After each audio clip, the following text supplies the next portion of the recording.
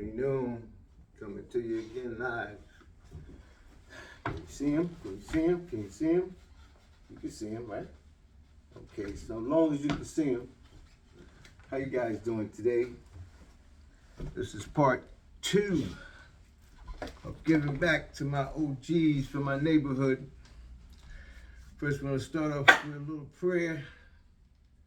Lord, thank you for this opportunity once again to come before you in your son's name, Jesus Christ, and speak truth about the storylines. Thank you. Lead and guide me. And put Noonie out of the way and let the Spirit speak through him. And I'll be careful to give you all the praise and glory. In Jesus Christ's name we pray. Amen. Hello. Hi. Well, I'm going to pick up where I left off at today at the park in my town. A friend of mine, Luch is his name. You can find him on YouTube. Jump out L.O. Luch. We was talking about giving back some respect and paying homage to the brothers that came before us. What I mean by that is Luch comes from just a little different generation, but he had great insight today. So just to give you part 2 of that, I wanted to share this with you guys today. Again, if your attention span is not geared towards 5 to 10 minutes of viewing this, you can turn the channel right now. But if you are willing to hear it, then I want to start off by saying, black businesses, I want to thank those brothers who gave us the black restaurants, the black corner stores, the black owned, I have a call coming in, excuse me for 1 second, sorry about that again. Let me just click that call off. Again, giving respect to those brothers who started the black owned businesses, the corner stores, the restaurants, the food chains,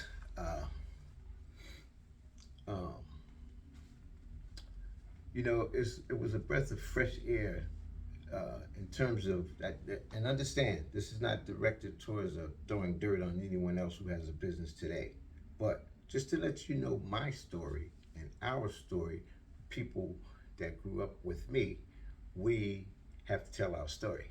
So our story is, we owned basically everything. The first taxi cab in Paterson was Jigga's, black man. Shout out and kudos to his family, his daughters, his sons, his relatives. God rest his soul. Moore's, Grady. These are restaurants now. Moore's, Grady's, the Steak and Takes by the Muslim brothers. Beautiful steak, the best steak out of the cow. That Philly steak ain't had nothing on a Steak and Take sandwich. You killing me? But you had to experience that. Who else? Listen, Spencer grocery store. We had, besides Spencer, there was another guy. Oh, the guy on 12th Ave, Muslim brother, Jackson. Jackson's restaurant. And I know I'm missing a few, but we had so many places to eat a value, good, fresh, healthy meal.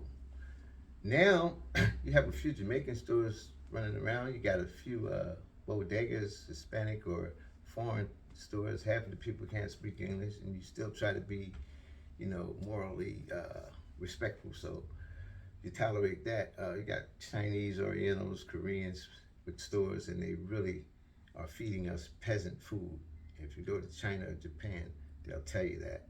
But anyway, my point is, and the topic is, giving back, homage, gratefulness to the brothers that came before us. Now, also, besides the restaurant brothers, there was brothers that was very instrumental on slapping you upside the head if you didn't walk an old lady across the street and they saw that, or you didn't help her with her groceries home, or you showed ill respect. That means talking back, getting smart, getting sarcastic with folks that was older than you. At least this was the black family, the black culture, okay? Somehow that culture is getting mixed up and it's getting lost. Not with me though. I still have that built in within myself. So these brothers were stand-up guys.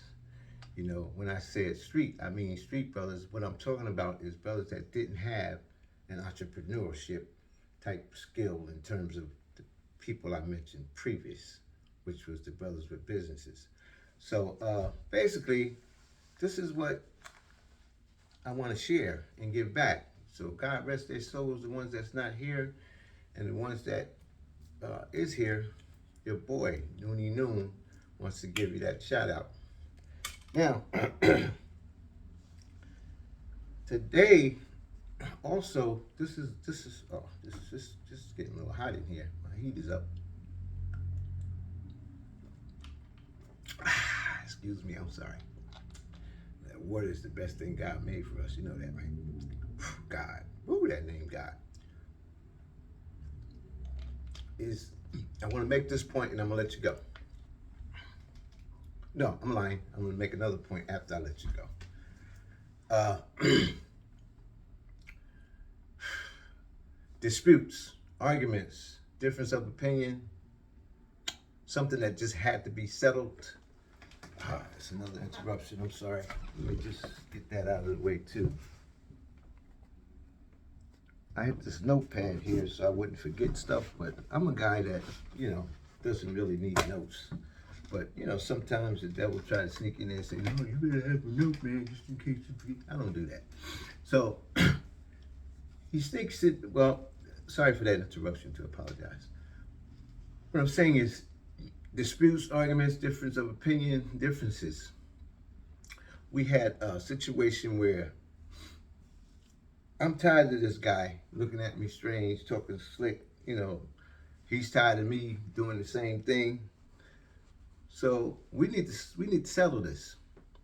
Either one need to be bigger than the other one and just take the sarcasm or walk away. Or how the older brothers taught us to do was they formed a circle. If they had it at that time, because more than often we had boxing gloves that we would put on, but most of the time the boxing gloves wasn't readily available. So you formed a circle, no weapons, fisticuffs. Who was sharper than the other one? With the elbow punch, with the slip, with the jab, the uppercut, with the overhand right, would win that fight. So you either had two choices. You could either fight the next day if you wasn't satisfied and you think you still could beat the guy, or you could piece it out and be friends.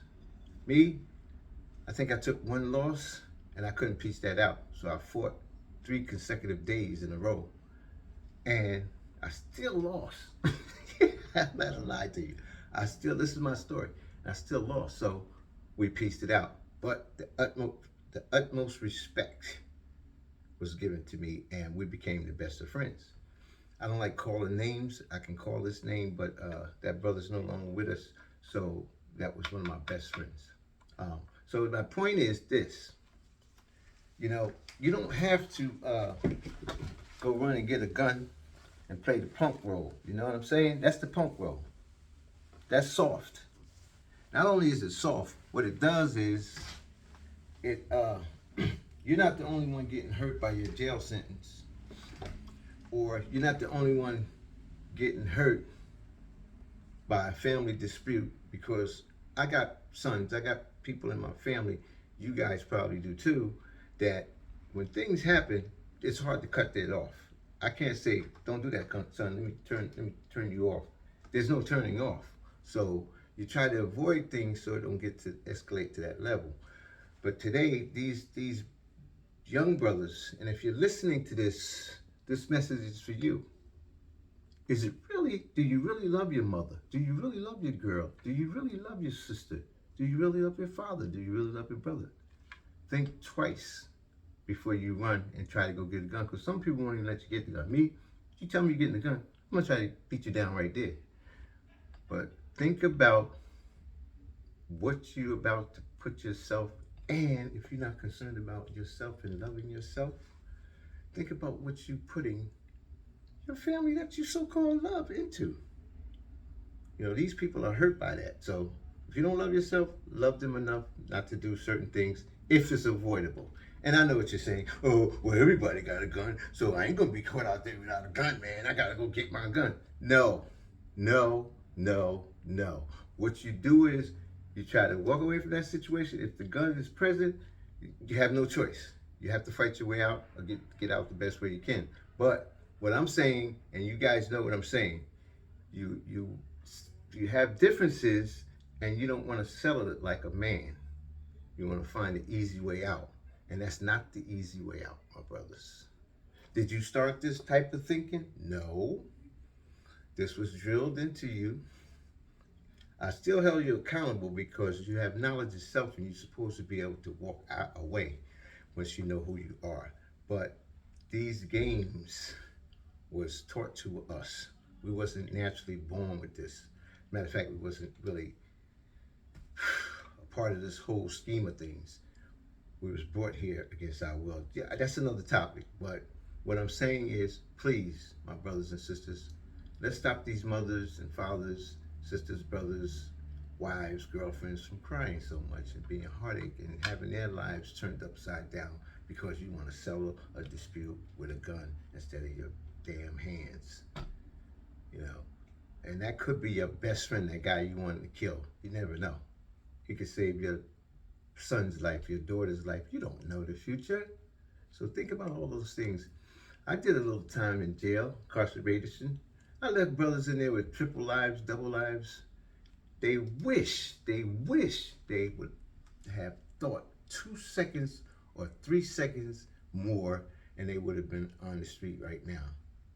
So I just want to share that with you. And now, the last thing is, okay, that's about the brothers.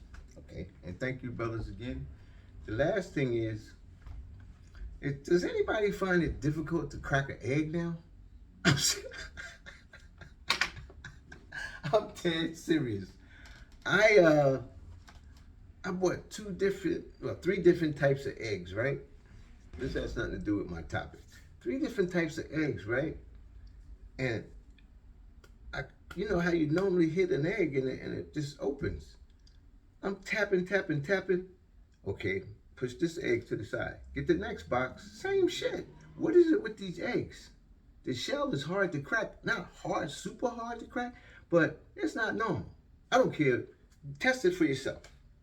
Test it for yourself.